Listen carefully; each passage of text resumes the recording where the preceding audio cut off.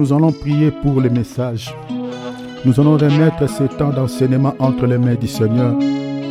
Nous allons prier que le Seigneur puisse nous parler, qu'il utilise son serviteur comme un instrument. Nous allons prier pour ces temps d'enseignement. Prions s'il vous plaît. Seigneur, je remets ce moment entre tes saintes mains. Parle-nous, Seigneur, s'il te plaît. Je remets ce moment, Seigneur, d'enseignement entre tes saintes mains, Yahweh. Seigneur, utilise-moi comme un instrument. Utilise-moi, Seigneur, comme un vase pour pouvoir parler à ton peuple, Seigneur. Je ne suis pas sage. Je ne suis pas intelligent, Seigneur, s'il te plaît. Utilise-moi, Papa, s'il te plaît. Parle à ton peuple, Seigneur. Oh, la Bible dit, Seigneur, se pousse par l'Esprit que les hommes ont parlé de la part de Dieu. Seigneur, je remets ce moment entre tes saintes mains. Je remets ce moment entre tes saintes mains, Papa, s'il te plaît. Utilise-moi, Seigneur, comme un vase. Utilise-moi comme un instrument, Seigneur. Mets des mots dans ma langue. Mets des paroles dans ma bouche, s'il te plaît, Seigneur. Bénis ton peuple au travers de cet enseignement, Seigneur. Bénis ton peuple, Seigneur, au travers de ce message, s'il te plaît. Alléluia. Parle-nous, Seigneur, s'il te plaît. Je te laisse la place de pouvoir nous enseigner. Parle, parle. Parle à quelqu'un. Parle à une femme. Parle à un homme. S'il te plaît, Papa. Yesu loba ponanga. Loba e. Yesu loba pona biso. Loba e. Nasia loba ponanga. Nakomi kobanga. Nakomi kolenga. Yesu loba ponanga. Alléluia. Acclamons le Seigneur. Gloire à Dieu. Voilà. Alléluia. Je vais chanter la même chanson que j'avais chantée hier. J'aime tellement dire à Jésus, je t'aime. Voilà la chanson que j'avais chantée. Je vais encore adorer Dieu par la même chanson. Juste même pendant 2 ou 3 minutes. Alléluia. Il est tellement magnifique. J'aime adorer Dieu. Alléluia. Alléluia. Merci Seigneur.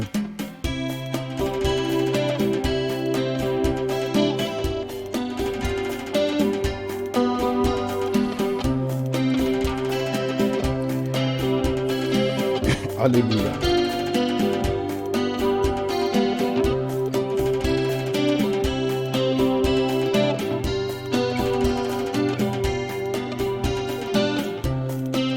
Jésus, je t'aime. Ah oui. Alléluia. Merci mon Père, je t'aime tellement Seigneur. Merci Papa, je suis dans la joie. Je t'aime de tout mon cœur. Parce qu'il est écrit, tu aimeras le Seigneur, ton Dieu, de tout ton cœur, de toute ton âme, de toute ta force, de toutes tes pensées. Merci Papa, je t'aime Seigneur. Alléluia. Alléluia. Ah oui, je t'aime. Ah oui, je t'aime. Seigneur, je t'aime. Papa, je t'aime. Jésus, je t'aime. Jésus, je t'aime. Papa, je t'aime. Seigneur, je t'aime. Jésus, je t'aime. Je t'aime. Alléluia. Ah oui, je t'aime. Seigneur, je t'aime. Papa, je t'aime. Seigneur, je t'aime. Oh, je t'aime. Papa, je t'aime de tout mon cœur. Jésus, je t'aime de toute ma vie. Papa, je t'aime de tout mon cœur. Jésus, je t'aime de toute ma vie. Jésus, je t'aime. Je t'aime, Seigneur. Papa, je t'aime de tout mon cœur. Jésus, je t'aime de toute ma vie. Papa, je t'aime de toute mon âme. Seigneur, je t'aime. même dans la souffrance. Jésus, je t'aime, même dans les malheurs. Papa, je t'aime, même dans les bonheurs. Jésus, je t'aime, même dans la misère. Papa, je t'aime de tout mon cœur. Jésus, je t'aime de toute ma vie. Seigneur, je t'aime. Seigneur, je t'aime. Papa, je t'aime. Ah oui, je t'aime, Seigneur. Je t'aime, Seigneur. Papa, je t'aime de tout mon cœur. Jésus, je t'aime de toute ma vie. Seigneur, je t'aime même dans la prison. Papa, je t'aime même en liberté. Seigneur, je t'aime même dans la misère. Jésus, je t'aime même dans l'abondance. Papa, je t'aime de tout mon cœur. Jésus, je t'aime de toute ma vie.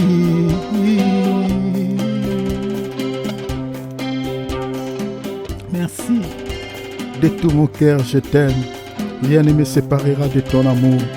Ni la mort, ni la vie, ni la pauvreté, ni les anges, ni les dominations. Rien ne me séparera de ton amour. À jamais tu resteras pour moi un père. À jamais tu resteras pour moi un papa. Guerre à jamais, je resterai pour toi un fils. Je t'aime, Seigneur. Alléluia. Jésus, je t'aime de toute ma vie. Je t'aime de tout mon cœur. Je t'aime de toute mon âme. Je t'aime. Alléluia. Ah oui, je t'aime, Seigneur. Oh, je t'aime. Alléluia.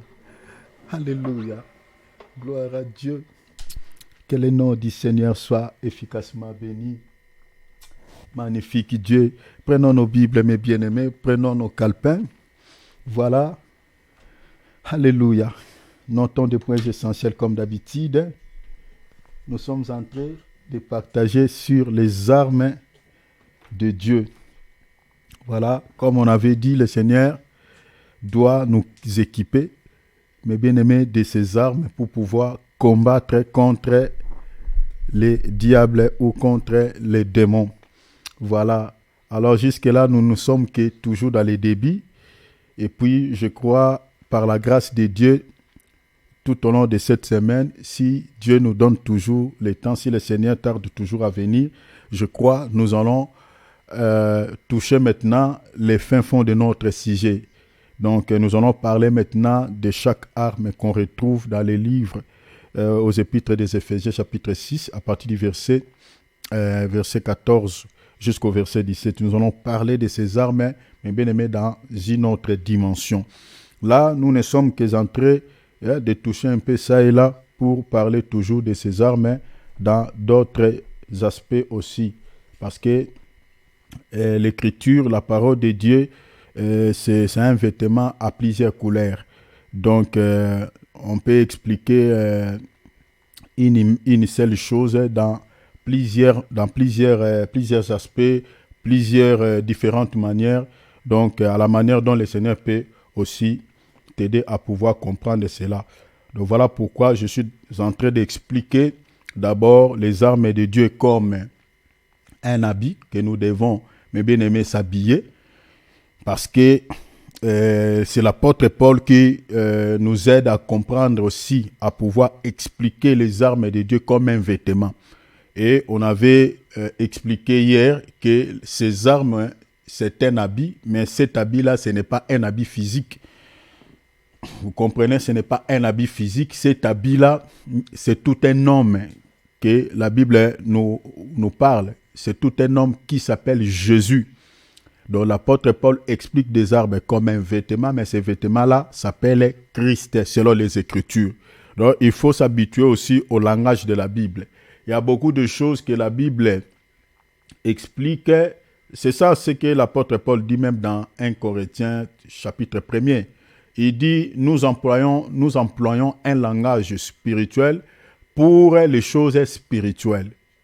Mais maintenant, ceux qui sont charnels ne comprennent pas ça. C'est pour cela qu'il est strictement interdit d'interpréter la Bible avec tes propres raisonnements ou avec des pensées humaines. Ce n'est pas bien. La Bible s'interprète par elle-même. La Bible a son propre langage où il donne à chaque texte de la parole, à chaque écriture. Donc, c'est pour cela qu'il faut respecter cela. C'est de cette manière aussi que les apôtres ont interprété la parole de Dieu, mes bien-aimés. Donc, voilà. Donc, les armes de Dieu, c'est un vêtement et les vêtements là, c'est Christ. Et nous avions dit tantôt que celui qui veut porter ces vêtements que nous expliquons, Christ ou les armes de Dieu, doit d'abord au préalable se laver. Donc, s'il ne se lave pas, s'il ne passe pas d'abord à la douche, donc ce dernier ne peut pas porter cet habit que nous expliquons, Jésus-Christ ne peut pas s'habiller. Parce qu'on avait évoqué l'écriture même de Ruth. Ruth, pour pouvoir aller rencontrer Boaz, Ruth, la première des choses qu'il avait fait, elle était d'abord passée à la douche, elle s'est lavée, ainsi elle avait porté maintenant ses beaux habits. Ainsi, je crois qu'il y a des petits détails parce que, à part l'eau, si vous lisez les textes, il avait aussi mis l'huile, il avait aussi utilisé l'huile dans son corps. Vous comprenez? Donc tout ça, ce sont des symboliques qui ont des explications sur le plan spirituel. Déjà, l'huile, selon les Écritures, ça parle de l'esprit. Vous comprenez? Donc ça, c'est très important. Il y a pas mal de détails. Alors, pour pouvoir aller, elle s'est lavée, ainsi elle a mis de beaux habits. Et c'est ainsi elle était allée à la rencontre de Boaz que nous expliquons aujourd'hui, Jésus-Christ. Or, se laver avant de porter des beaux vêtements, c'est ça ce qu'on appelle baptême. Vous voyez? Or, avant de passer par l'eau de baptême, c'est-à-dire se faire baptiser, il faut d'abord accepter l'évangile, croire à l'évangile, selon les Écritures de Marc chapitre 16, verset 16. Si vous ne croyez pas à l'évangile, on ne peut pas vous faire baptiser. Donc, il faut d'abord croire à la parole de Dieu, croire à l'évangile de Christ, que cet évangile que nous sommes en train de prêcher, c'est la parole de Christ. Et si vous croyez à cet évangile, et ainsi vous allez accepter Christ dans votre vie comme Seigneur et Sauveur, vous confessez vos péchés, vous demandez pardon à Jésus-Christ, vous croyez que Christ était mort sur une croix pour vos péchés. Si vous êtes passé par ces étapes, ainsi les hommes de Dieu maintenant peuvent vous faire baptiser. Ainsi, lorsque vous êtes lavé, et Christ maintenant va vous donner son habit qui n'est rien d'autre que sa vie. Vous voyez? Et c'est ça ce qui te donnera la sécurité face aux esprits, face au monde des ténèbres.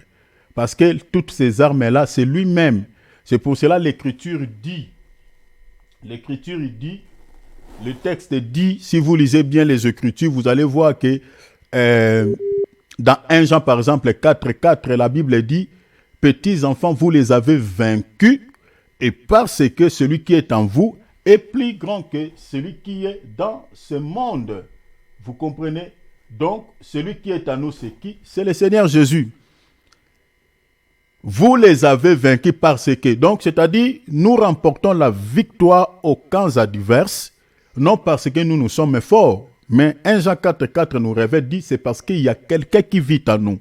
Et celui qui vit en nous, c'est le Seigneur. C'est le Christ. La Bible dit dans Hébreux chapitre 3, verset 6, Christ l'est comme fils sur sa maison. Et sa maison, c'est nous. C'est ça ce que le texte dit. Donc, si Christ vit dans nos cœurs, il est comme un habit, c'est-à-dire un vêtement que nous sommes habillés. Et ces vêtements-là, c'est ça ce que l'apôtre explique comme étant des armes. Donc, supportez vraiment le langage de la Bible. Hein. Donc, ne prenez pas... C'est pour cela, quand on lit les Écritures, il ne faut pas prendre des textes littéralement. Sinon, la Bible dit les Écritures tuent, mais l'Esprit vivifie. Donc, derrière les écrits noirs, il y a l'Esprit. C'est pour cela que la Bible demande l'interprétation. Vous voyez? Donc, il faut faire très attention avec les Écritures. Donc, ces vêtements-là, c'est ça les armes. Vous voyez, c'est ça ce qui nous donne la force, qui nous donne la victoire quand nous sommes en train de combattre contre nos ennemis. C'est ça ce qui nous donne la force, c'est-à-dire c'est la vie de Christ. Mais il y a les conditions pour pouvoir posséder ces armes. Alors, je ne vais pas m'attarder là-dessus. Aujourd'hui, nous touchons directement, vu on commence un peu tard, nous touchons directement la 4e question. Les diables possèdent-ils aussi les mêmes armes que Dieu? C'était une question que j'avais formulée, donc ça fait partie de nos grandes lignes. J'avais établi ces grandes lignes pour nous aider quand même à comprendre ce que nous sommes en train de partager au sujet des armes de Dieu. Vraiment, c'est comme ça que le Seigneur m'avait guidé. Parce que si on parle comme ci, comme ça, comme ci, comme cela, ça ne va pas vraiment peut-être nous aider, vous voyez, à comprendre tout ce qu'on pouvait peut-être dire. C'est pour cela que j'avais quand même établi une liste de questions par rapport aux armes de Dieu. Alors, les diables possèdent-ils aussi les mêmes armes que Dieu? Nous disons oui. Nous disons oui. Pourquoi? Parce que selon les Écritures, vous allez voir que le diable est un imitateur de Dieu. Le diable fait des choses copie-coller de Dieu. Le diable imite toujours Dieu. Il marche toujours sur les traces de Dieu. Mais au détriment de la vie des hommes. Il ne fait pas des choses, parce que quand il imite Dieu, il ne fait pas des choses semblables à Dieu pour sauver des vies, mais pour détruire par contre les vies des gens. Voilà pourquoi son souci, depuis le jour où l'iniquité se trouvait en lui, c'était quoi? C'est de faire s'égaler à Dieu, faire des choses comme Dieu, devenir aussi Dieu. Si vous lisez Ézéchiel chapitre 28, à partir du verset 11, vous allez voir ça. Ézéchiel nous donne quand même quelques informations au sujet de l'ennemi. Comment est-ce que le diable s'est rebellé contre Dieu? Lisez ce texte et vous allez voir ça. Lisez aussi Ésaïe chapitre 12, verset 14. Vous allez voir ça, il y a des détails là-dessus. Donc son souci, c'était d'être égalé à Dieu, d'être comme le Seigneur, faire des choses comme le Seigneur, devenir Dieu aussi à son côté, recevoir aussi des cultes d'adoration comme Dieu. Alors, donc si vous lisez les textes, vous allez voir, c'est un peu ça. Le diable marche toujours sur les traces de Dieu. Il imite Dieu dans tout ce que Dieu fait, il imite. Mais pour pouvoir faire le mal, ce n'est pas pour le bien de l'être humain. Alors, ici, nous disons que les diables aussi utilisent les mêmes armes que Dieu. Mais attention, il y aura même une petite nuance. Donc, les armes que les diables utilisent, je vais vous expliquer, je vais m'expliquer par rapport à ça. Pourquoi j'ai dit cela? C'est juste, c'est juste une copie-collée. Ce n'est pas vraiment exactement les armes de Dieu, mais c'est juste une copie-collée. Vous voyez, ça ressemble à ces armes. C'est pour ça que j'ai dit qu'il utilise aussi les mêmes armes. C'est-à-dire, vous pouvez regarder comme ça. C'est comme on est en train de vous vendre un produit qui a l'étiquette, par exemple, l'huile d'olive. Un exemple pragmatique. On parle par exemple de l'huile d'olive. Toi, tu vois l'étiquette, tu vois voilà, la qualité d'huile, tu vois dans la bouteille. Tu vois, oui, c'est l'huile d'olive, l'étiquette et tout ça. Mais peut-être, le contenu, ce n'est pas vraiment l'huile d'olive. Vous voyez? Mais vous allez voir, c'est écrit l'huile d'olive. Vous voyez? C'est ça, en fait, ce que le diable fait. Il fait la même chose que Dieu. Il colle l'étiquette, voilà, Jésus. Il colle l'étiquette sainteté. Mais en fait, le contenu de son produit, ce n'est pas l'original. Vous voyez? C'est pour cela, donc, vous devez comprendre cela. C'est pour cela qu'on l'appelle malin. Vous voyez? C'est par rapport à ça. On l'appelle malin par rapport à ça. Il se déguise en ange de lumière. Vous voyez cela? Mais il n'est pas l'ange de lumière. Jésus l'a dit. Il se déguise en ange de lumière. Mais alors qu'il est l'ange des ténèbres. Vous comprenez? Donc, c'est un peu ça. Alors, lisons. Je répète l'écriture qu'on avait lu hier. En tout cas, je demande toute votre attention. Mais bien aimé, s'il vous plaît, je demande toute votre attention par rapport à ce que nous allons partager. Parce que je vais toucher quelques portions révélationnelles. Et puis de ça, je sais que notre enseignement, c'est un enseignement de la connaissance de la doctrine, mais il y a quelques portions aussi révélationnelles que nous allons toucher pour aussi notre édification. Donc c'est pour cela que je demande vraiment votre attention, vraiment par rapport à ce que nous sommes en train de partager. Je suis dans 1 Samuel chapitre 17, versets 4 à 9. Je suis dans la traduction Campo 1923. Vous pouvez lire avec votre traduction, ce n'est pas un problème. Je lis à partir du verset 4. Alors sortit des camps des Philistins un champion, il se nommait Goliath. Il était de Gath et sa taille était de 6 coudées. Retenez le chiffre 6, je reviendrai là pour expliquer le chiffre 6. Et un palme. Verset 5. La première arme que cet homme utilisait, c'est écrit dans le verset 5. Un casque d'airain couvrait sa tête. Le casque d'airain, c'est ça ce qui est écrit dans Ephésiens chapitre 6, verset, je crois, 17. Casque d'Isali. C'est cet homme aussi qui est le type de Satan ou l'image de Satan, avait aussi un casque sur sa tête.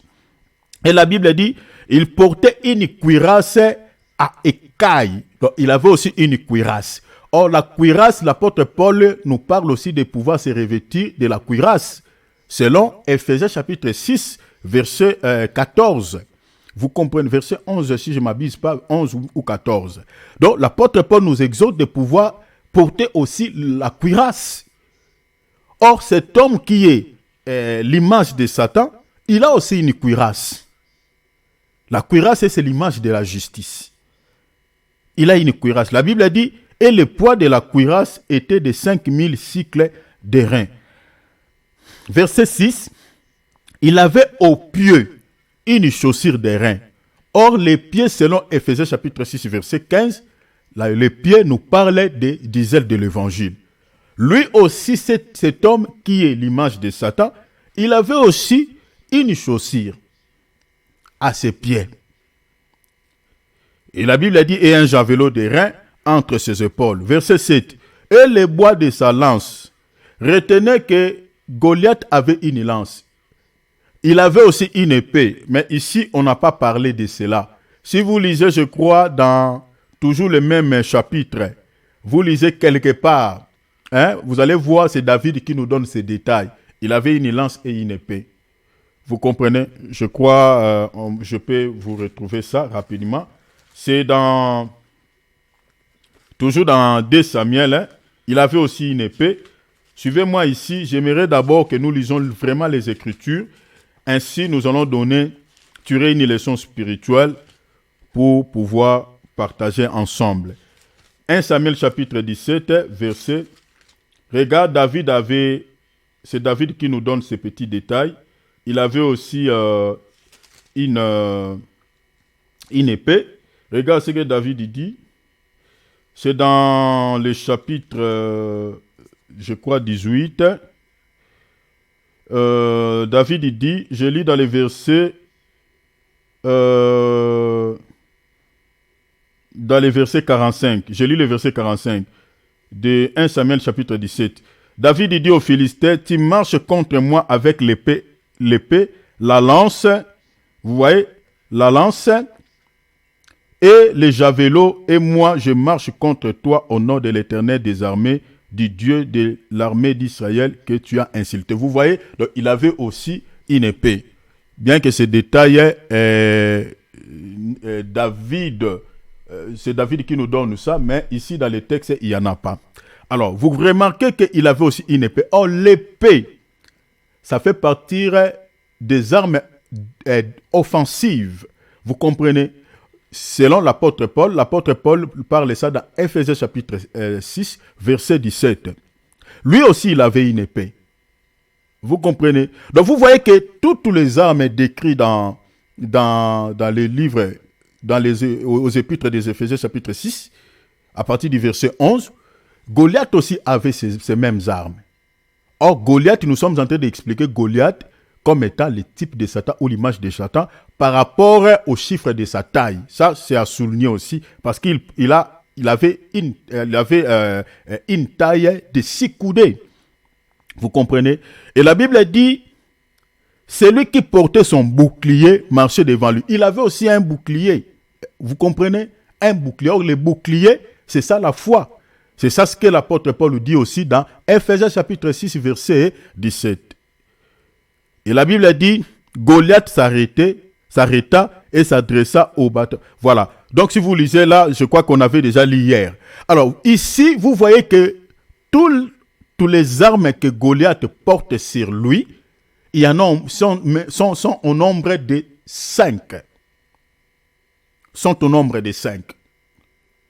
Mais alors que les armes spirituelles que l'apôtre Paul parle dans Ephésiens chapitre 6 à partir du verset 11 jusqu'au verset 18, ils sont au nombre de 6. Donc vous comprenez que lui, il manque une arme. Il y a une arme qu'il n'a pas. Et hier, on avait parlé que cette arme-là, c'est la vérité, c'est la ceinture. Donc il n'a pas la ceinture. Parce que la ceinture, c'est la vérité. Alors, nous allons s'atteler beaucoup plus là pour expliquer de la ceinture. Mais, regardez tous ces 5 armes qu'il a. La majorité de ces armes, ce sont des armes de protection ou des armes défensives. Les casques, on ne combat pas avec les casques. On ne combat pas avec la cuirasse. On ne combat pas avec la chaussure. On ne combat pas avec les boucliers. La majorité de ces armes, ce sont des armes défensives. Mais il a quand même 2 armes qu'il porte, c'est-à-dire une épée et une lance. Ce sont des armes offensives. La lance et l'épée. Ça fait partie des armes offensives. Vous voyez? Et il avait ça. Mais, pourquoi il porte aussi des armes? C'est pour cela ici. J'aimerais dire quelque chose, c'est-à-dire lorsque nous sommes en train de combattre contre les diables ou le monde des ténèbres, mais bien aimé, quand nous sommes en train de livrer un combat avec nos ennemis, avec le monde des ténèbres, sachez-le que les diables aussi se protègent. C'est ça ce que le texte dit. Ils se protègent. Donc, lorsqu'on les attaque, ils ont aussi leurs histoires qui les protègent aussi. Ils se protègent. Ils ont des protections. Et ils utilisent aussi des armes offensives, des armes d'attaque. Ils attaquent aussi. Donc vous voyez les copies-collées de l'ennemi. Donc il a copié. Mais il y a quand même une chose, c'est que nous devons savoir, nous, on ne combat pas c'est-à-dire pour la victoire, mais dans la victoire. Pourquoi? Parce que le diable, sa force est limitée par rapport au nombre des armes qu'il possède. Parce qu'il y a une arme qu'il n'a pas. Mais nous avons cette arme. Vous comprenez, mes bien-aimés? Nous avons la vérité, la ceinture comme une arme. Vous voyez? Et cette arme-là est tellement... Oh mon Dieu, je crois que je vous parlerai de la vérité tout à l'heure. Je vais vous expliquer. Il manque une arme très puissante. Il n'a pas une arme qui est... Au fait, cette arme, la vérité, c'est une arme tellement puissante. Attends, je vais vous donner quelques textes. Vous allez voir noir sur blanc. Mais parlons un tout petit peu. Pourquoi il a le chiffre 6? La taille de Goliath était de 6 coudées. Or, le chiffre 6, c'est le nombre de la bête. Apocalypse chapitre 13, verset 18. Qui est la bête? La bête, au fait, c'est le diable en personne. C'est pour cela que nous sommes en train d'expliquer Goliath comme étant le type de Satan ou l'image de Satan. C'est par rapport à ces chiffres. Même sa lance était de 600 cycles de fer.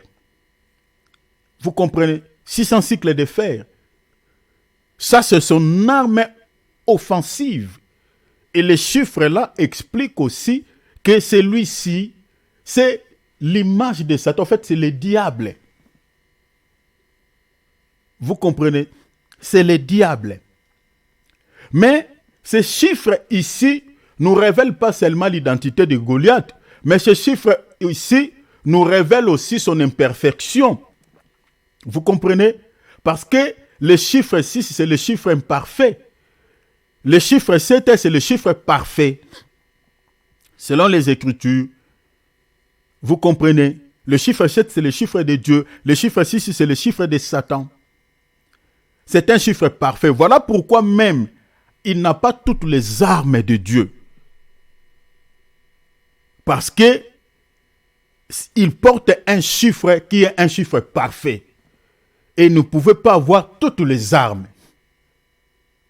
Donc c'est pour dire que le diable, malgré tout ce qu'il peut faire, mais à un certain moment, il est limité. Dieu l'a limité.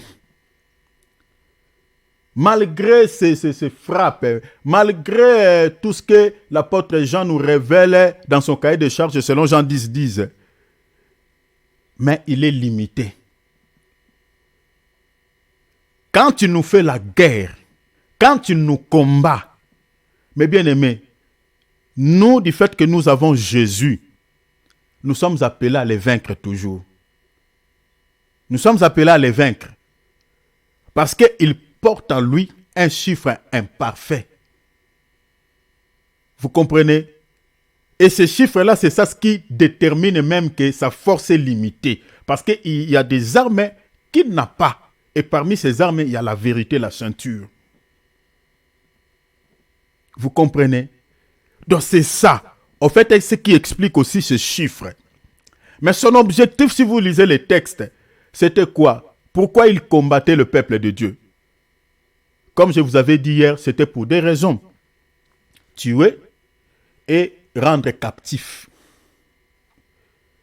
Donc quand le diable nous combat, le but c'est quoi? C'est d'accomplir ce qui est décrit dans son cahier de charges selon Jean 10. Tuer. Sur le plan spirituel, il tue. Sur le plan physique aussi, il tue. Qu'est-ce qu'il tue sur le plan spirituel? Je crois que si vous regardez nos vidéos précédentes, vous allez voir, j'avais donné pas mal de détails par rapport à ce qu'il fait sur le plan spirituel. Quand le diable sème la mort dans la vie de quelqu'un, mais bien aimé, sur le plan spirituel, vous voyez quelqu'un physiquement, il respire, il marche. Mais sur le plan spirituel, le diable sait que c'est un cadavre ambulant. Vous comprenez? C'est un cadavre. C'est ça ce qui était passé dans les jardins d'Éden, non? Dieu avait dit que il a dit à Adam et Ève, le jour où vous toucherez à ces tables, le jour où vous en mangerez, vous mourrez. Et le diable est venu pousser l'homme, séduire l'homme, pousser l'homme à pouvoir désobéir à cette voix de Dieu. Et la mort, la Bible dit quoi? La mort était entrée dans les jardins. Romains chapitre 5, verset 12. La mort était entrée. Mais si vous regardez bien dans le livre de la Genèse, nos deux grands-parents n'étaient pas morts physiquement du coup. La mort est intervenue après. Mais selon Dieu, ils étaient déjà morts. Spirituellement, les diables savaient qu'ils sont déjà morts. Parce que Dieu avait dit, le jour où vous en mangerez, vous mourrez. Et la mort s'est matérialisée dans leur vie après quelque temps. Et c'est l'état de plusieurs personnes qui se promènent physiquement, ils respirent physiquement, ils vivent. Mais en réalité, selon les diables, même selon Dieu, c'est que ce sont des cadavres, ce sont des morts. Vous comprenez? Ce sont des morts. Parce que qu'est-ce que les diables volent dans la vie d'un homme? Ou qu'est-ce que les diables tuent dans la vie d'un homme? Le diable déjà, pour un chrétien, le diable peut tuer sa vie de prière, peut tuer sa foi. Parce qu'il n'y a pas quelque chose que le diable attaque dans la vie des chrétiens comme la foi. Or, la foi dont je parle, c'est la parole. Quand vous voyez, par exemple, les gens qui vivent dans l'incrédulité, qui croient difficilement à la parole de Dieu, qui croient difficilement à la parole de Dieu, qui croient difficilement à l'évangile de Jésus-Christ, ce n'est pas parce que ces gens-là veulent rester dans l'incrédulité. Ce n'est pas parce que ces gens-là veulent, ne pas pouvoir accepter Christ dans leur vie comme Seigneur et Sauveur. Celui qui fait ce travail-là de l'incrédulité dans la vie de ces gens-là, c'est le diable. C'est lui qui sème l'incrédulité. Donc, c'est-à-dire, sur le plan spirituel, il tue l'âme de plusieurs personnes. C'est-à-dire, quand il sème l'incrédulité, c'est ça la mort. Parce que quelqu'un qui vit dans l'incrédulité, qui ne croit pas en Dieu, qui n'accepte pas la parole de Dieu, c'est un cadavre, c'est un mort. Parce que la parole de Dieu, c'est ça ce qui donne la vie. La Bible dit, vous sondez les Écritures parce que vous pensez de trouver en elles quoi? La vie. La vie passe par la connaissance des Écritures. Jean 17, verset 3. La vie éternelle, c'est ceux qui te connaissent. Or, vous ne pouvez pas avoir la connaissance de Dieu si vous ne lisez pas sa parole. Et ce que le diable fait, il sème l'incrédulité. Voilà pourquoi vous allez voir que, surtout en Europe, le nombre des athées, il y en a tellement, plusieurs. Plusieurs, moi j'en ai rencontré plusieurs.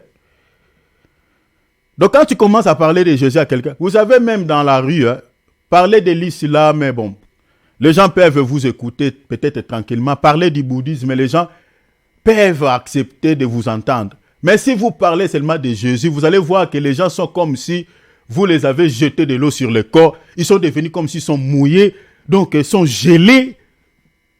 Donc ils se sentent pas à l'aise. Ils sont prêts à pouvoir, voilà, ceux qui sont violents, les esprits peuvent se manifester, ils peuvent vous attaquer même physiquement. Mais posez-vous la question, ça leur dérange à quoi? Pourquoi ça leur dérange?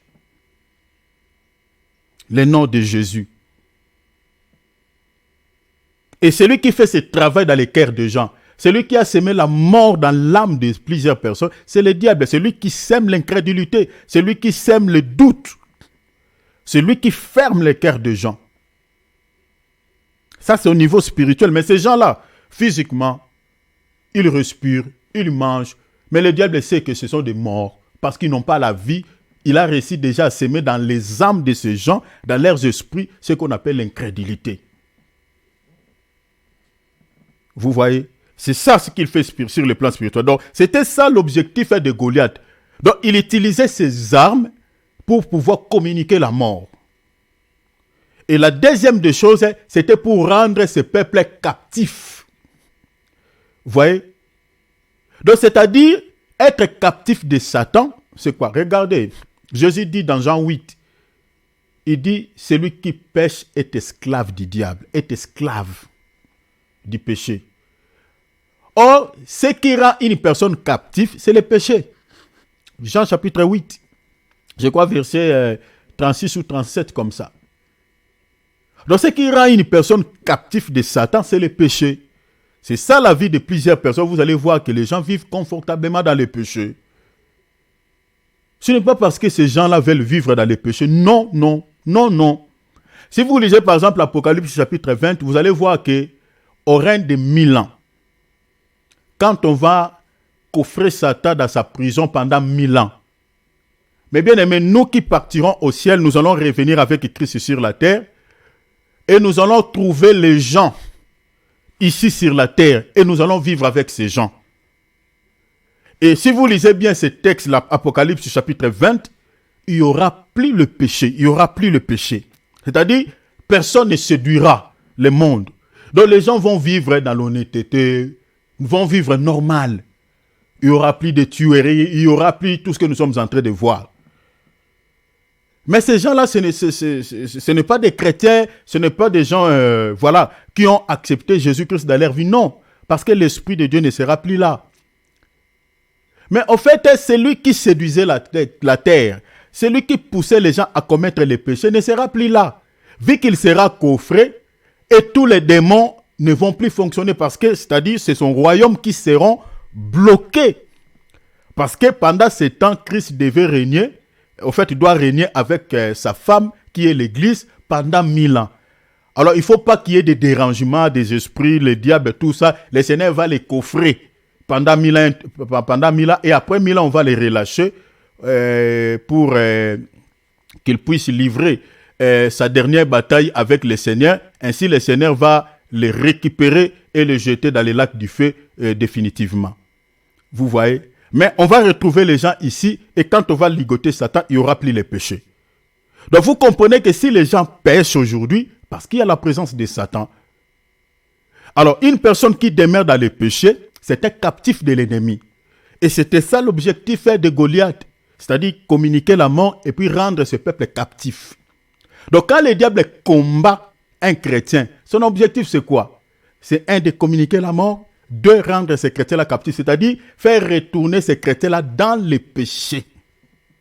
Voilà pourquoi vous allez voir qu'il y avait quelqu'un chrétien, au fait une personne qui avait accepté Christ un jour dans sa vie et il menait une vie chrétienne, normale. Après un temps, à cause des oppressions sataniques, des oppressions de l'ennemi, la personne a abandonné sa foi. Il retourne dans sa vie ancienne. Il commence à vivre dans les péchés. C'est ça le but de l'ennemi. Donc, le diable a attaqué ces chrétiens-là par l'oppression. Rappelez-vous, on avait parlé ici des activités démoniaques. Et parmi les expressions qu'on retrouve dans la Bible, on avait aussi abordé sur l'oppression satanique. L'oppression satanique, c'est-à-dire, c'est une attaque de l'ennemi, mais de l'extérieur. Et c'est une attaque intense. Quand le diable attaque par l'oppression, ce n'est pas des jeux. Jusqu'à ce que tu vas céder.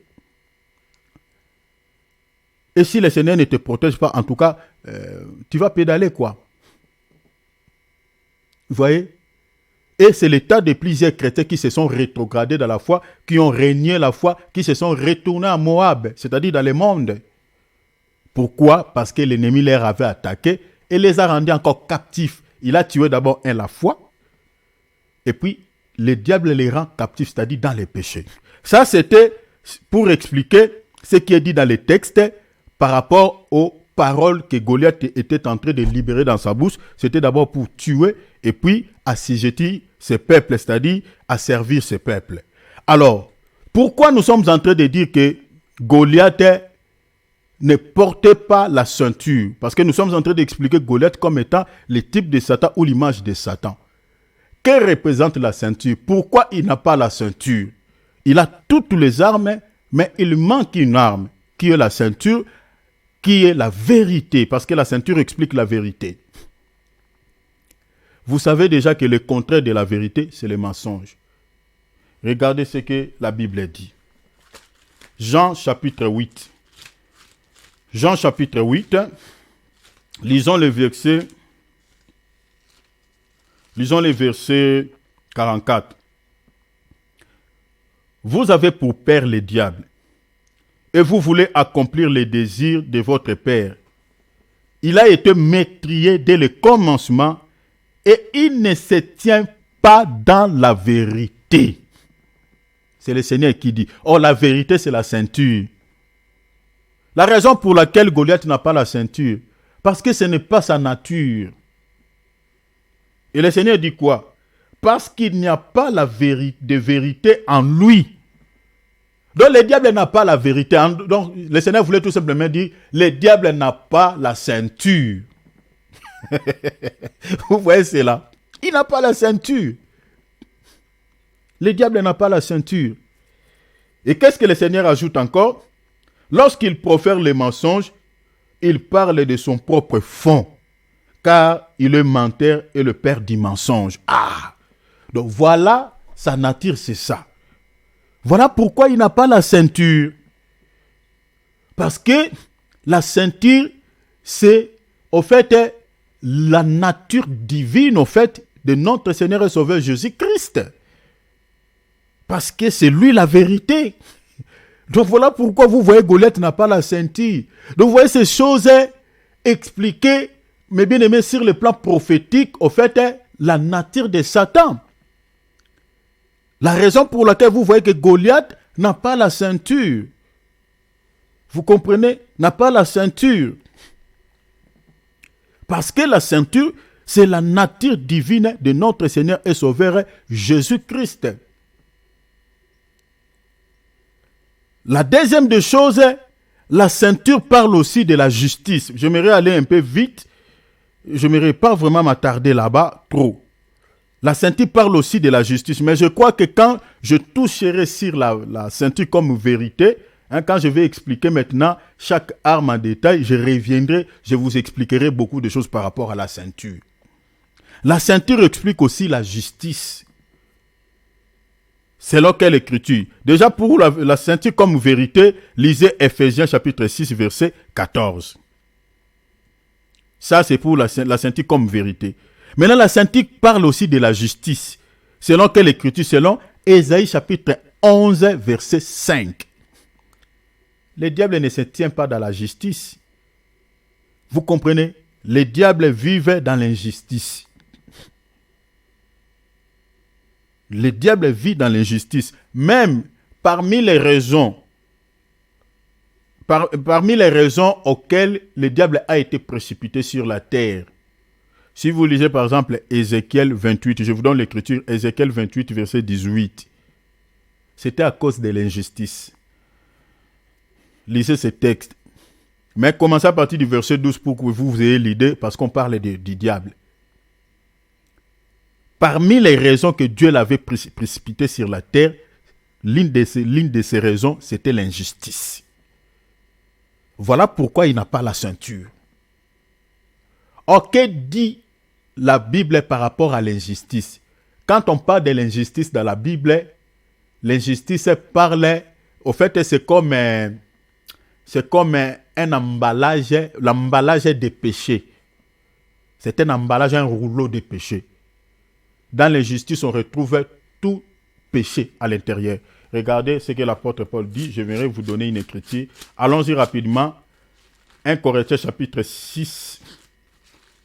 L'injustice, c'est l'emballage. C'est un emballage de tout péché. Éphésiens chapitre 6, verset 9. Ne savez-vous pas que les injustes n'hériteront point le royaume de Dieu? C'est comme le diable n'héritera pas le royaume de Dieu parce qu'il vit dans l'injustice.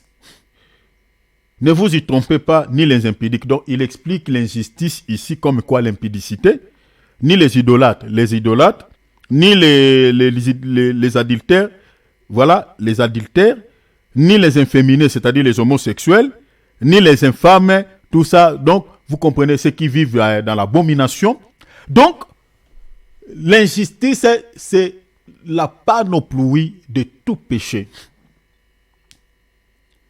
De tout péché. Et c'est ça aussi la nature qui caractérise le diable. La raison pour laquelle il n'a pas la ceinture qui explique aussi la justice, selon Ésaïe chapitre 11, verset 5.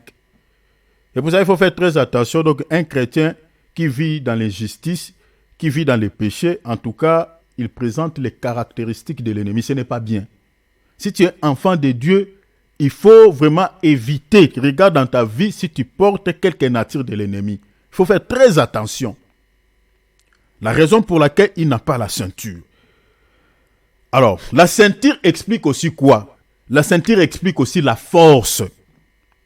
Selon quelle écriture? Selon 1 Samuel chapitre 2 verset 4. Selon Proverbes chapitre 31 verset 17. Selon Psaume chapitre 93 verset 1er. Je réitère pour ceux qui écrivent. 1 Samuel 2, 4, Proverbe 31, verset 17, Psaume chapitre 93, verset 1er. La sainteté explique la force. Vous comprenez ici que le diable n'a pas la ceinture, donc c'est-à-dire le diable n'est pas fort. Donc quand Goliath criait là, hey, fais sortir quelqu'un parmi nous ici, qu'il se bat avec moi. Si moi je le bats, vous allez devenir nos... Il criait pour crier, il n'était pas fort. Parce qu'il n'avait pas la ceinture. Alléluia. Parce qu'il n'avait pas la ceinture. Il criait pour crier. Il n'avait pas la ceinture. Vous comprenez mes bien-aimés? Parce que la ceinture, c'est la force, selon les écritures que je vous ai données. Regardez quand David a battu Goliath. Vous allez voir si vous lisez les textes, la Bible dit parce que David était plus fort que lui. J'aimerais qu'on lise ça. C'est très important. Je vais vous donner quelques textes, vous allez comprendre que le diable n'est pas fort. Tout ce que le diable fait dans la vie des enfants de Dieu, mes bien-aimés, en réalité, celui-ci n'est pas fort. Vous comprenez? Pourquoi? Parce qu'il n'est pas fort devant un chrétien. Parce qu'il y a quelqu'un qui vit en nous, qui est plus fort que lui, qui l'avait bâti à la croix. Tel que nous sommes là, nous les chrétiens, nous ne combattons pas pour la victoire, nous combattons dans la victoire. Parce que le diable a été terrassé, a été bâti à la croix de Golgotha par le Seigneur Jésus-Christ. Vous comprenez? Par le Seigneur Jésus-Christ. Regardez quand David a battu. Le diable n'est pas fort parce que la ceinture parle de la force. Lisons Samuel. Regardez, je vais vous montrer une écriture. Regardez ce qui dit la Bible. Nous sommes toujours dans 1 Samuel. 1 Samuel, chapitre... Nous allons lire chapitre 18. Il n'est pas fort. Il n'est pas fort. Regardez ce qui dit le texte. Je lis à partir du verset... Je lis à partir du verset 49. Il mit, chapitre 17 de 1 Samuel, il mit la main de son judiciaire et il prit une pierre et lança avec sa fronde. Il frappa les Philistins au fond et la pierre s'enfonça dans le fond du Philistin qui tomba le visage contre terre. Voilà. Regardez, je vais lire maintenant la suite. On dit, je lis à partir du verset, David prit la tête, je lis à partir du verset 54, David prit la tête du Philistin et la porta à Jérusalem et mit dans tout ça. Il y a une écriture qui dit, David était plus fort, voilà. Je crois dans... Bon, j'avais lu ça, mais j'ai perdu là où j'avais lu ça. J'avais lu ça tout à l'heure, mais j'ai perdu. Je crois, quelque part ici, il y a l'écriture qui dit, j'ai oublié la partie où j'avais lu ça. L'écriture dit, David était plus fort que Goliath. David était plus fort que lui. Vous comprenez? David était plus fort que Goliath. Je crois que c'est dans 1 Samuel. Bon, c'est pas grave. Mais si vous lisez, regardez même dans Apocalypse, je vais vous prendre même d'autres textes pour vous montrer que le diable n'est pas fort. Lisons même Apocalypse chapitre 12, verset 8. Lisons chapitre 12, verset 8. Regardez. Nous combattons dans la victoire. Le diable n'est pas fort. Regardez, la Bible dit dans Apocalypse chapitre 12, verset 8. Bon, je lis à partir du verset 7 pour la meilleure compréhension. Il guerre dans les ciels, Michel et ses anges combattirent contre les dragons. Les dragons, les diables. Et les dragons et ses anges combattirent les démons, les diables avec ses anges. Verset 8. Mais ils ne firent pas le plus fort. Et leur place ne fut pas trouvée dans les ciels. Vous comprenez? Donc le diable n'est pas fort. Il ne fut pas le plus fort. La raison pour laquelle sa place ne fut pas trouvée dans les ciels, on l'a précipité. La même parole qui est dite ici lorsque David avait battu Goliath, c'est la même parole qui était dite. J'avais lu ça dans 1 Samuel, mais je vous donnerai ça. Lisons encore même. Ça, c'est une assurance, c'est une garantie pour les enfants de Dieu. C'est pour cela, être en Christ, c'est une garantie, mes bien-aimés. C'est une garantie. Nous combattons pas pour la victoire, mais nous combattons dans la victoire. Dans la victoire. Regardez Ésaïe. Lisons Ésaïe chapitre 14, verset 10. Ésaïe chapitre 14. Le diable n'est pas fort. Ésaïe chapitre 14, verset 10e. Ésaïe chapitre 14, verset 10e. Ésaïe chapitre 14, verset 10e. Ésaïe chapitre 14, verset 10e. Nous allons lire, s'il vous plaît, je connecte un bien-aimé, parce qu'il était coupé, gloire à Dieu, voilà.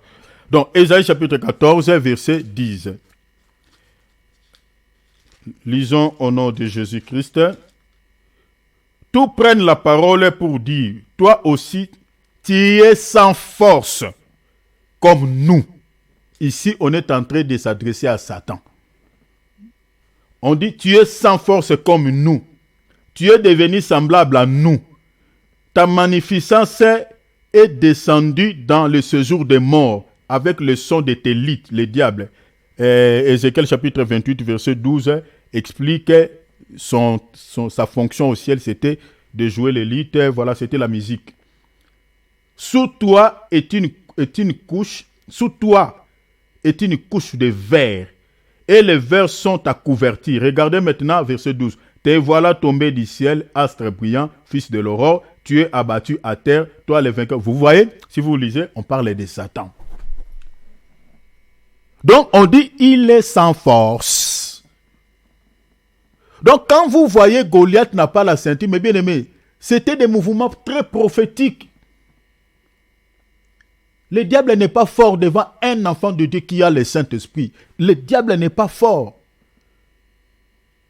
Il avait combattu, qui ça l'autre, notre bien-aimé dans la Bible, Job. Il a combattu Job. Il avait fait tout ce qu'il avait fait. Mais est-ce qu'il avait vaincu? Non. C'est pour cela l'écriture, si vous lisez dans Jérémie, la Bible dit quoi? Ils vous feront la guerre, mais ils ne vous vaincront pas. Vous voyez, c'est là, c'est la parole. C'est pour dire qu'il n'est pas fort. Parce que celui qui est fort doit remporter la victoire. Celui qui est fort remporte la victoire. Mais celui qui n'est pas fort ne remporte jamais la victoire. Il peut te combattre, mais il ne te battra pas. Donc, tel que nous sommes là, nous avons la ceinture qui explique la force. C'est ça même la première arme que l'apôtre Paul cite dans Éphésiens 6,14. Nous avons la ceinture qui explique la force d'un chrétien. Vous voyez, c'est là, la ceinture. Mais le diable n'a pas la ceinture.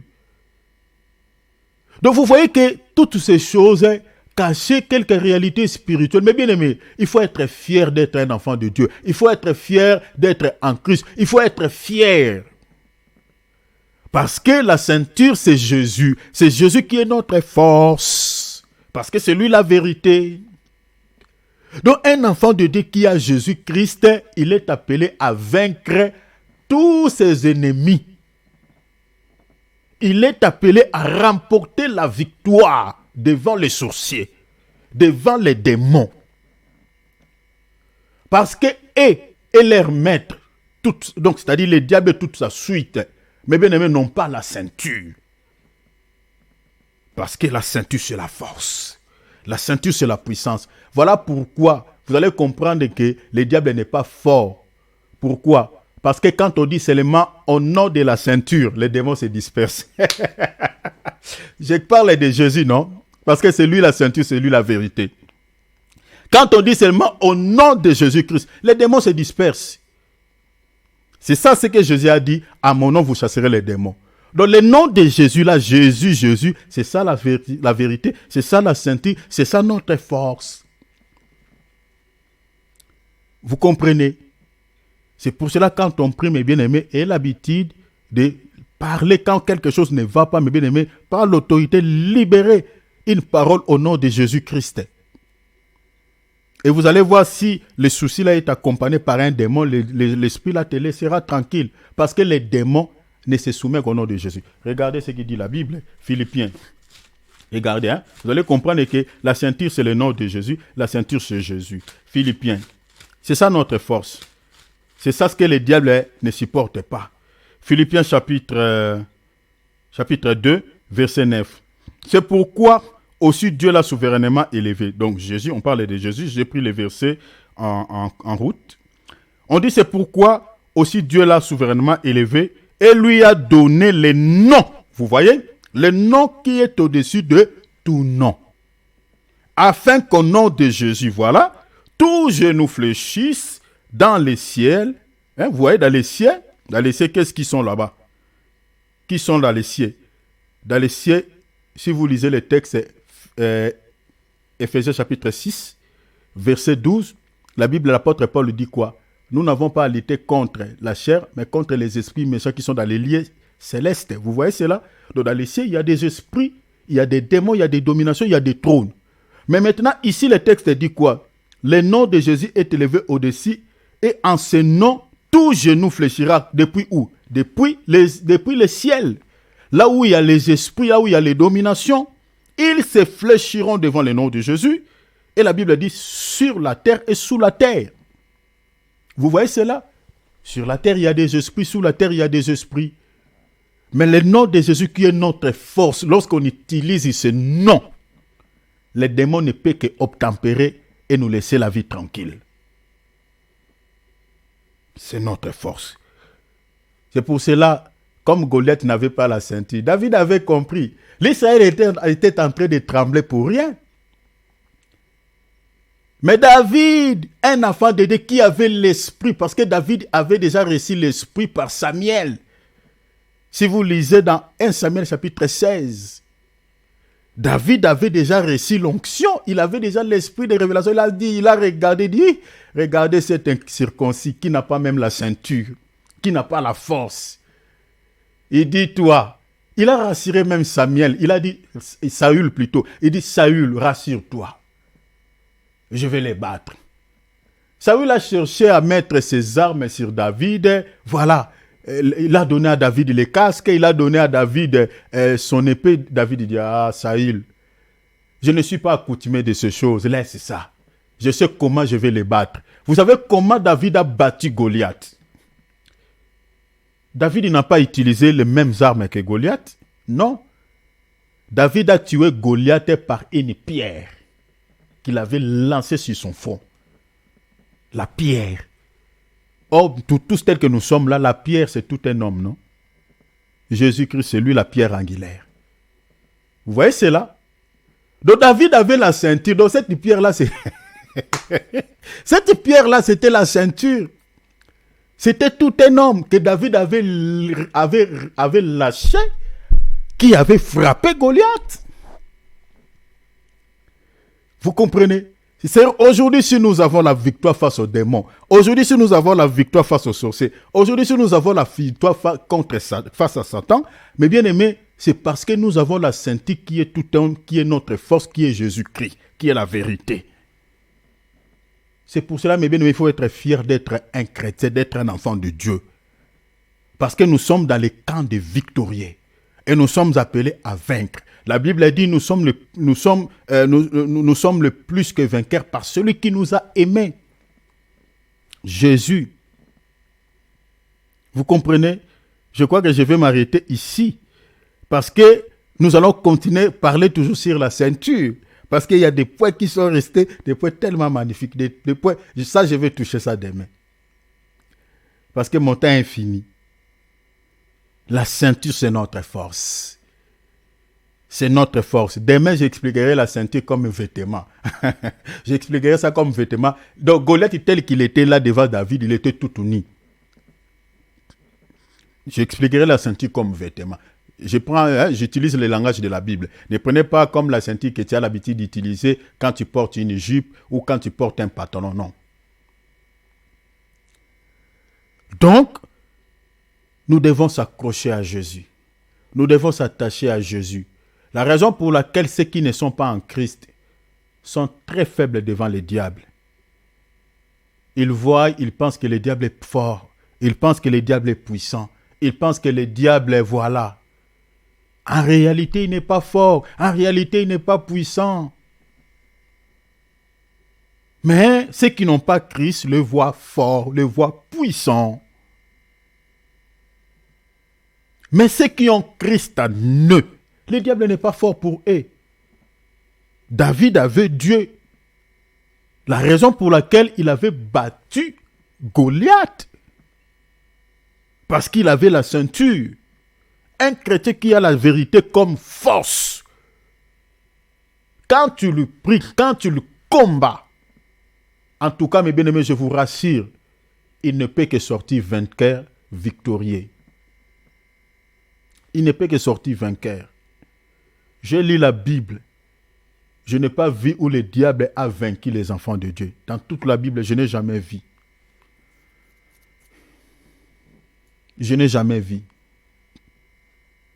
Regardez même l'histoire des enfants d'Israël en Égypte. La finalité, c'était quoi? Ils avaient vaincu. Ils avaient vaincu Pharaon.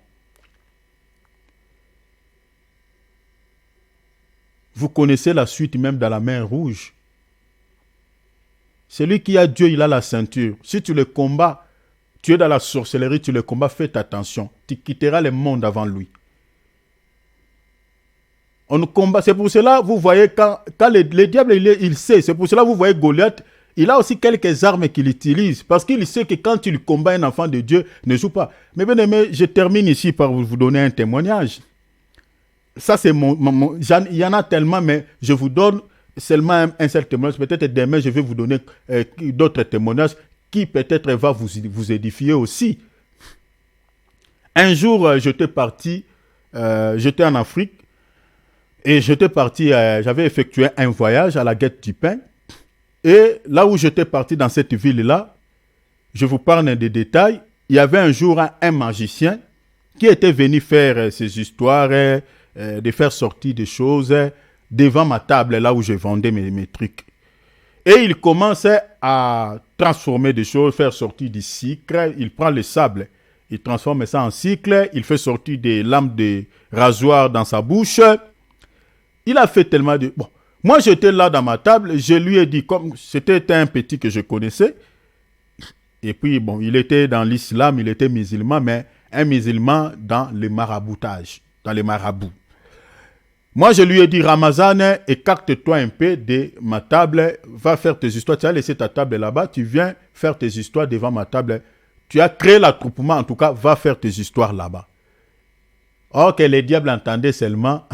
Donc, c'était une provocation faite quand il était venu devant ma table. C'était pour créer l'attroupement et me provoquer. Parce qu'il savait mon identité, il savait que j'étais chrétien, j'étais un enfant de Dieu. Et du coup, il tourne vers moi, il dit, viens, ne me provoque pas. Si tu veux me provoquer, je vais te démontrer qui suis-je maintenant. Là où tu es. Si tu ouvres encore ta bouche, tu verras. Je lui ai dit, moi je ne te provoque pas, mais je te dis, va te faire tes histoires là-bas, écarte-toi de ma table. Il dit, viens, tu veux que je fasse sortir un python dans ta table et faire sortir des serpents dans tes poches.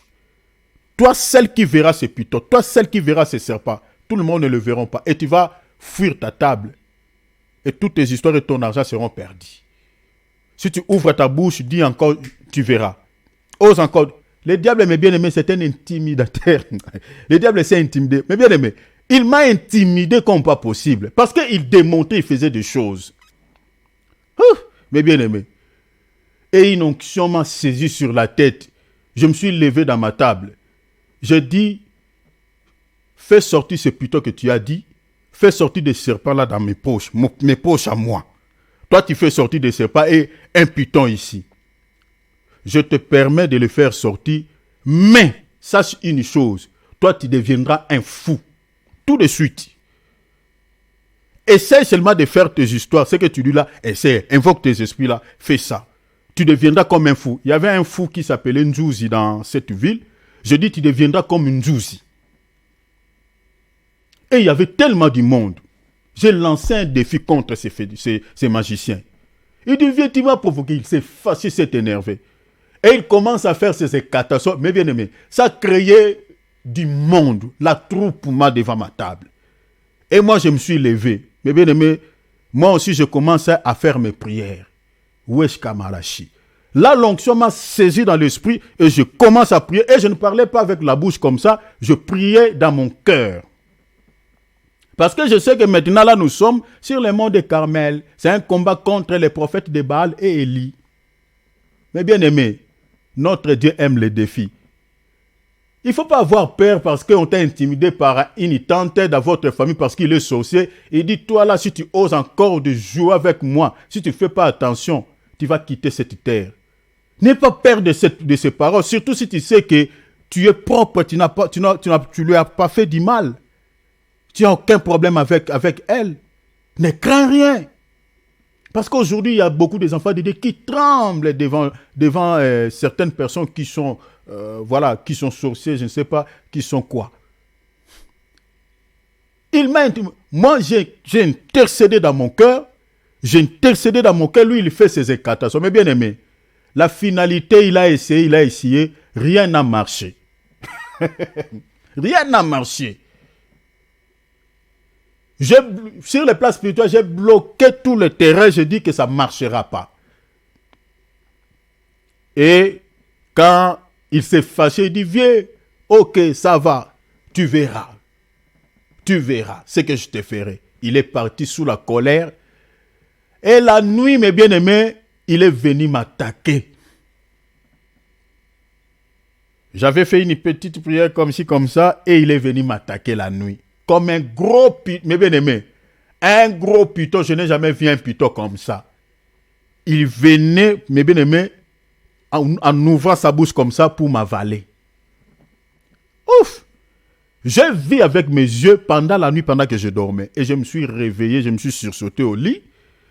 Directement, j'ai entendu une voix audible et le Saint-Esprit dit, tu es visité, il est venu t'attaquer réellement comme il t'avait dit. Fais l'offensive. Mais bien aimé, j'ai porté mes armes spirituelles, j'ai fait l'offensive contre-attaque sur attaque. J'ai prié pendant 2 heures du temps, contre-attaque, je l'ai attaqué mes bien-aimés. Et pendant que je priais, quand j'ai fini, et je me suis couché. Mes bien-aimés, quand nous faisons des prières, des combats, mes bien-aimés, il y a des choses qui se passent dans le monde des ténèbres peut-être que nous ne rendons pas compte. C'est pour cela quand on prie, quand tu fais une prière d'autorité, ne joue pas. Tu ne sais pas pendant que tu pries ce qui se passe dans les cas diverses. Nous sommes dans le camp des victorieux. Le diable n'est pas fort. Parce que celui qui est en nous est plus fort que lui. J'ai prié. Et quand j'ai fini ma prière, là où il était, mes bien-aimés, ce qui s'était passé, moi je ne sais pas, mais il a reçu une frappe de la part de Dieu, mes bien-aimés. Il est tombé malade. Il commence à faire la diarrhée pendant que moi je priais. Jusqu'au matin, cette diarrhée ne s'arrêtait pas. Il a maigri. Et moi, je ne savais pas. Comment je suis qu'il avait fait la diarrhée, il est tombé du coup malade. Il y a un petit qui priait même dans l'église où je priais là-bas, dans les villages où j'étais, dans cette ville. Le petit là s'appelait Décano. Il m'aimait tellement. On priait ensemble avec lui. Et pendant que cet événement passait, quand il me menaçait, les petits étaient là. Et ils vivent dans les mêmes quartiers avec ces magiciens. Ils sont dans les mêmes quartiers, dans les mêmes parages. Au fait, leurs parcelles sont dans les mêmes côtés, quoi. Et il est venu le matin dire à ces petits-là, va dire au vieux Thierry qu'il me pardonne, qu'il prie son Dieu, qu'il me pardonne pour moi. Je suis tombé malade. Je vais mourir. Il pleure. Il dit à ces personnes, qu'il savait que ces petits-là ont prié ensemble. Il a pleuré. Il dit, va demander à lui qu'il me pardonne. Mais bien aimé, je vous dis devant le Seigneur Jésus-Christ. Les témoignages que je vous donne là. J'en ai tellement trop. L'expérience que j'ai fait avec le Seigneur Jésus-Christ. J'ai tellement d'expérience avec Christ. Quand nous faisons le prière de combat, là, il y a beaucoup qui pensent, voilà. Mais bien aimé, ce qui se passe dans le monde spirituel, vous ne savez pas. Il y a un combat vraiment qui se livre. Et nous, quand on prie, c'est les anges de Dieu qui combattent pour nous. Hébreux chapitre 1er, si vous lisez à partir du verset 1er, la Bible dit, les anges de Dieu sont des esprits qui sont au service des saints. Le diable aussi, il a ses anges. Lorsqu'il cherche à nous attaquer, Dieu, quand nous prions, il dépêche ses anges pour combattre pour nous. C'est ça ce qui se passe en réalité sur les plans spirituels. Et j'ai compris que les anges de Dieu l'avaient frappé pendant que je priais. Et depuis ce jour-là, il ne venait plus au marché. Je ne connaissais plus sa suite. Il m'avait envoyé seulement les messages. Donc c'est pour nous dire que, mes bien-aimés, nous sommes dans le camp des victorieux. Le diable n'est pas fort parce qu'il n'a pas la ceinture. Nous avons la ceinture. C'est ça ce que David avait compris chez Goliath, qu'il n'avait pas la ceinture. Donc il n'était pas fort. Et je clôture à te dire que tous ceux qui te combattent ne sont pas forts. Parce que si leur maître n'a pas la ceinture, même ses enfants aussi n'ont pas de ceinture. Donc tu peux les combattre et les battre. Amen. Alors, que le Seigneur de gloire vous bénisse. Je m'arrête là, nous allons prier. Remercions le Seigneur pour cet enseignement. Demande au Seigneur, alléluia, que le Seigneur te donne toujours la force de prier et que le Seigneur enlève la peur dans ton cœur. Que tu t'élèves, que tu combattes. Que tu combats parce que tu es appelé à vaincre, parce que tu as la ceinture qui est Christ. Et que le Seigneur te donne la victoire face à tes ennemis comme il avait donné aussi à David face à Goliath. Prions au nom de Jésus. Père, tu nous as parlé de la ceinture. Ouvrons nos micros, prions. Père, nous avons compris que nous avons la ceinture qui, Seigneur, qui est notre force. Alléluia. Seigneur, tu nous as révélé ce que c'est la ceinture. Seigneur, la ceinture, c'est la puissance. La ceinture, c'est la force d'un enfant de Dieu. Et cette ceinture qui est la vérité, Seigneur, représente toi. Oh Seigneur, longtemps les diables nous ont intimidés. Longtemps les sorciers nous ont fait peur. Longtemps les démons, Seigneur, nous ont fait trembler. Mais aujourd'hui, nous avons compris que leur maître n'a pas la ceinture. Leur maître, Seigneur, porte un chiffre qui, Seigneur, parlait de sa faiblesse, qui parlait, Seigneur, de son imperfection. Voilà pourquoi Goliath n'avait pas la ceinture. Parce que, Seigneur, il n'est pas fort. Il est faible. Père, donne-nous la victoire car nous allons combattre. Comme tu avais donné à David la victoire face à Goliath. L'Israël était en train de trembler, ne savait pas qu'ils avaient la ceinture qui était le Dieu d'Israël, qui est la ceinture, qui est la